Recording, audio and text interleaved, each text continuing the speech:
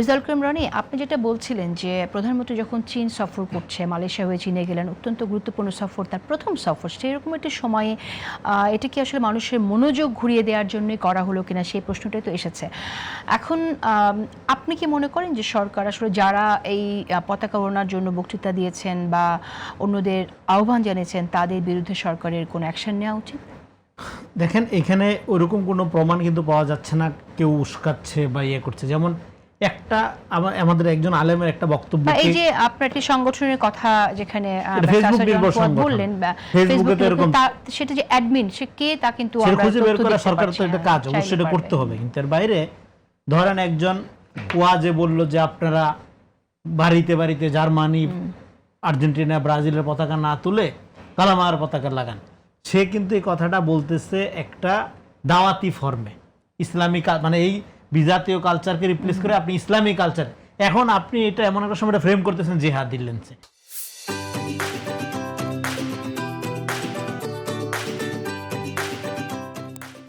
আপনি এখানে ফ্রেম করছেন এটা আল কায়দা লেন্সে, আপনি এখানে ফ্রেম করতেছেন হরকাতুল জিহাদ লেন্সে, আপনি এখানে ফ্রেম করছেন এটা, এই যে বলছেন আপনি এখানে হামাস আছে, হামাস মিডল ইস্টে তার নির্দিষ্ট টেরিটরির বাইরে ফাংশন করে এমন কোনো রিপোর্ট বা রেকর্ড নাই।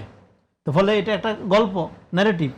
আরেকটা হলো, আমি একটা রেফারেন্স দিই, আপনার প্রবীর ঘোষ, অলৌকিক নয় লৌকিক বইয়ের লেখক, এটা 12 খণ্ডের মতো বই লিখছে, যুক্তিবাদী নাস্তিকবাদী আন্দোলনের পুরোধা ব্যক্তিত্ব। আপনি বলবেন এখানে, তো আমি একটু একটা কথা বলতে চাই, সেটা হচ্ছে যে হামাসের বিষয়টা যদি আমি সাইডেও রাখি, তবুও আপনি বলবেন যে আল কায়দার সাথে ফ্রেমিং করা হচ্ছে।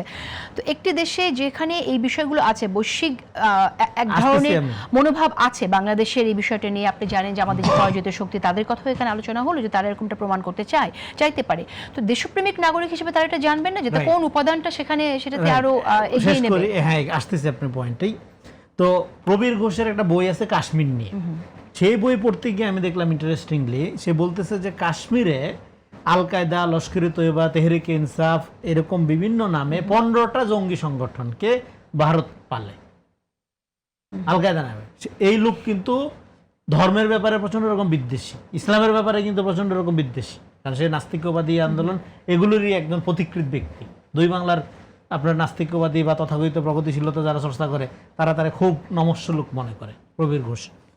তো সেই লোকের বইয়ের রেফারেন্স ধরে আমি বলতেছিলাম, তাহলে আপনার এটা তো নন প্র্যাকটিস। সেই লোক ভারতের নাগরিক, ভারতেও খুব সম্মানিত লেখক, সম্মানিত বুদ্ধিজীবী, তা সে নিজে বলতেছে এটা ভারতের প্র্যাকটিস, ভারতের নিজ দেশে করে, যে নিজ দেশে এই জিনিস করতে পারে। এবং সেখানে আপনার কর্মরত, দিল্লিতে কর্মরত ইসরায়েলের আপনার রাষ্ট্রদূত থেকে যখন বলা হয় এখানে এই কর্মকাণ্ডগুলো হামাস করতেছে, তখন এই প্লট তার বুঝতে আমাদের বাকি থাকে না।